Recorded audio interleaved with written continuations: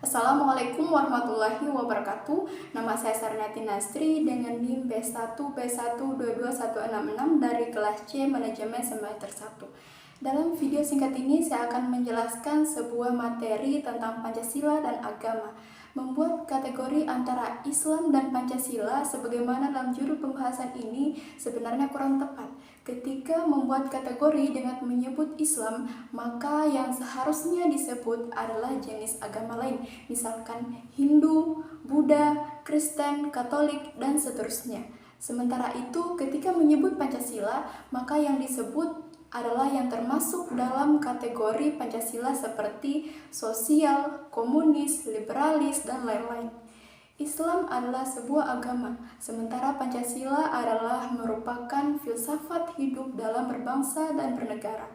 Oleh karena itu, dalam negara Pancasila, Islam bisa hidup dan berkembang, bahkan sangat diperlukan.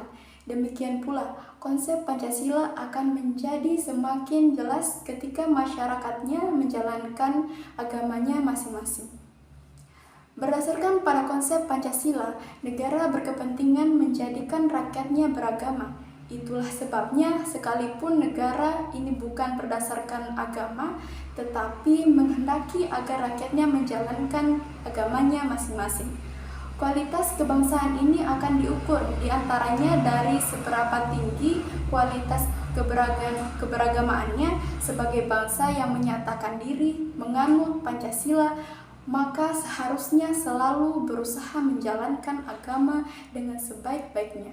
Atas dasar pandangan tersebut, maka antara Pancasila dan Islam tidak perlu dihadap-hadapkan dan apalagi diposisikan sebagai dua hal yang kontras atau antagonistik. Justru yang seharusnya dibangun adalah Pancasila memerlukan Islam, dan demikian pula agama-agama lainnya seperti Hindu, Buddha, Kristen, Katolik, dan lainnya.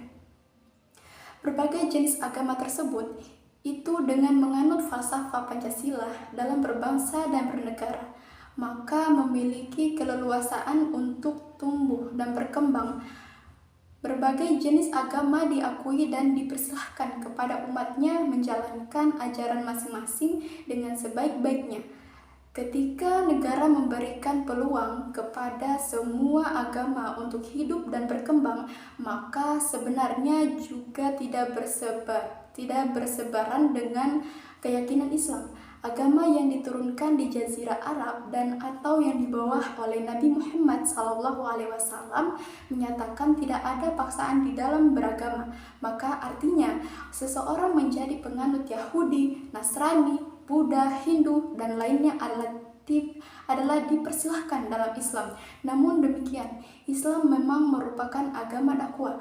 Umatnya diperintahkan untuk menyeru atau mengajak kepada Islam, akan tetapi ajakan itu tidak boleh dilakukan dengan cara memaksa. Seruan, berdakwah, atau ajakan hendaknya dilakukan dengan cara terbaik atau dengan cara lembut dan bijak.